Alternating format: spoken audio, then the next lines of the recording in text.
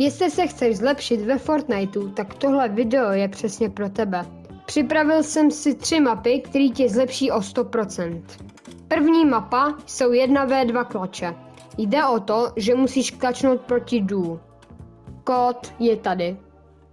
A jdeme se vrhnout na druhou mapu. Jako další mapa tak je Mechanics Training V5. Zlepšíš si tady edity, aim, piece control, píky a další. Osobně tuhle mapu hraju už dlouho a zlepšil jsem se strašně moc, takže to hodně doporučuji. Tady je kód.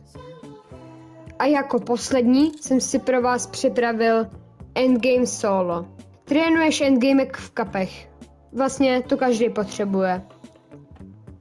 A to je vše pro tohle video. Jestli si to dokoukal až sem, tak bych byl rád, kdybys dal odběr a poslal to kámošovi, který to taky potřebuje zahrát. Tak čus.